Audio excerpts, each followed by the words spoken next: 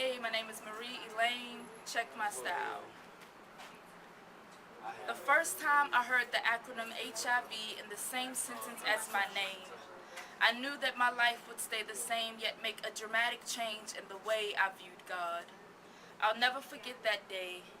I'll never forget the way my mother choked on my fate as the nurse asked how long I had been HIV positive. And I knew my ABCs, but this time I sang confused and alone to a tune full of burnt blues and a key of incurable diseases, wondering if Jesus had forgotten to mention my name on the cross. How to explain to a lost child that her days have always been full of rain, but you decided to keep down the shade, figuring it's better to leave her unprepared for the hurricanes of life. My parents distorted my faith, but I don't blame them. They've never had to deal with this before, so they did everything they thought they should have done. Sadly, even though you try your best, your games aren't always won, so I counted up the cost of their negligence and paid exact change. I had begun to think of God in the same context I thought of superheroes. I stopped believing in the power of healing in the seam of Jesus' cape. Superman and God had the same qualities in my 4th grade brain. From that day forward, I had bones I wanted to pick with the God who they claimed shot stars into orbit just blinking his eye. The God who paints the sky every morning just so you and I could marvel at the mystery. The God who supposedly wrote the history of my life before the manifestation of my flesh embracing bone. Excuse me if my tone is a little disrespectful, but I have a problem with the man who can make the wind blow but doesn't know how to cure a disease. Or maybe he does and just finds it humorous that I will never succeed in the realm of perfect health. But years later he spoke to me and said, I know exactly how you felt before you had feelings.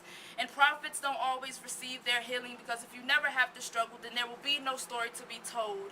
Elisha was a prophet known to have healing hands. He had the power to expand constricted airways, the power to move vertebrae back in its rightful position, the power to destroy the most powerful addictions, all while living with an affliction of his own. But even he danced with his sickness until his last step. He took his last breath comfortably, resting in the fact that he was blessed enough already, and that the fact that I hadn't healed him wasn't necessarily important due to the fact that I had appointed him on the condition of his faith. Then God, in all of his powerfulness, had the nerve to quote Kanye, saying that I was worried about the wrong thing. He said, you must have forgotten the fact that you were born with numbers low enough to say you had AIDS, and that the doctors told your family you would die before the day you turned 5. But I, the God of the skies and all its inhabitants, didn't call you into a life flowing with happiness. I called you into a life full of purpose, and through it I will make it evident that I am, and I have the power to heal you, but it just isn't my will to. You have some testimonial writing to do.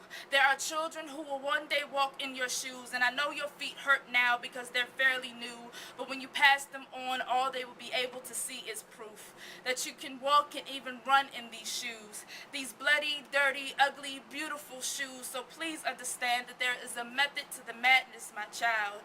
I know you've been waiting on your healing for a while, but I am waiting for you to get to a point where if I don't heal you, you'll still pop those pills with a smile as wide as heaven. And FYI, even Superman can become paralyzed. And so I promise God that I will bear my cross with pride and never cry about this life again, because I look at God as my friend, and I also look at him as an all-powerful being who can do what he wants to do, how and when he wants to. I'm living now with a new attitude.